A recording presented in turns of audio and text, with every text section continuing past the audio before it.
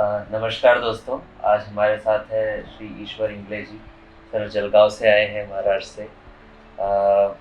Sir का बहुत तकलीफ था, कमर दर्द, पैर दर्द का शिकायत था। क्या होता था सर, बताइए। नमस्कार, मेरा नाम है ईश्वर इंगले। मैं जलगांव से आया हूँ। 2 साल से सर मेरे को बहुत तकलीफ था, कमर से लेके पैर तक। मैं 2 साल में करीब करीब 14 डॉक्टरों को बताया। तो एक दिन ऐसे यूट्यूब पर मोबाइल देखते हुए मुझे गायत्री हॉस्पिटल दिखा, तो मुझे कुछ तभी आशा की किरण नज़र आई। तो मैंने जब वो सर्च किया, तो जब आपके मैं वीडियो देखते जा रहा था तो मेरा उत्साह बढ़ रहा था। जो मेरे को तकलीफ थी वही वो लोग बोल रहे थे जिनका आपने ऑपरेशन किया। जी। तो मैंने सोचा मैं एक बार जाके डॉक्टर से मिल लूँ, तो मैं आपसे मिलने आ गया।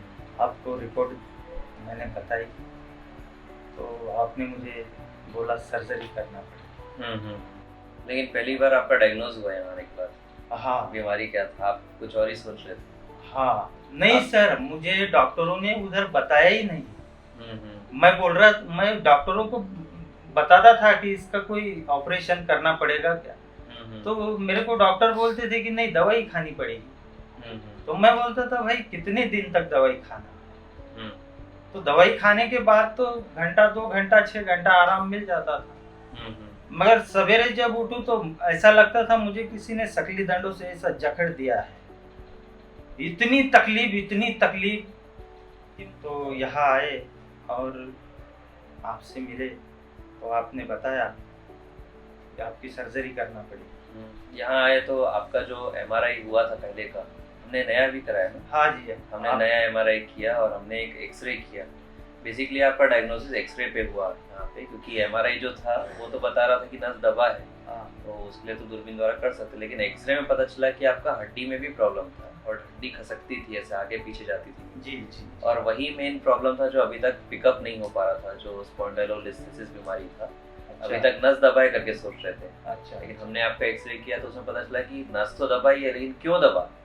ऐसे हेल्दी लोगों का तो नहीं दबना चाहिए। अच्छा। तो दबने का पीछे का कारण था कि हड्डी हिल रही थी, इस कारण वो डिस्क फेल हो रहा था। अच्छा। और इसलिए हमने आपका प्लान किया कि आपका सर्जरी के अलावा इसमें कोई ऑप्शन नहीं रहता। अगर नस दब रहा है और हड्डी हिल रही है, तो जब तक हड्डी का हिलना बंद नहीं करेंगे, उसको स्टेबल नहीं करेंगे, तब तक वो तकलीफ प्रोग्रेसिव बढ़ते ही जाएगी।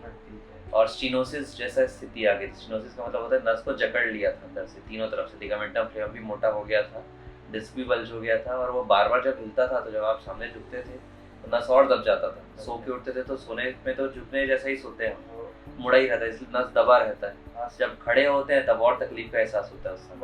बहुत मैं 10 मिनट भी खड़ा नहीं रह सकता था। और 5 मिनट यहाँ से वहाँ चल जाओ तो पूरे पैर सुन्न हो जाते थे।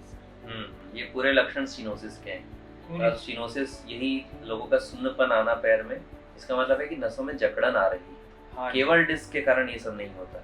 अच्छा। अगर डिस्क हो गया और साथ में स्टीनोसिस हो रहा है तब जाके तकलीफ होती है। लेकिन बहुत दर्द था सर। हाँ, इतना दर्द था।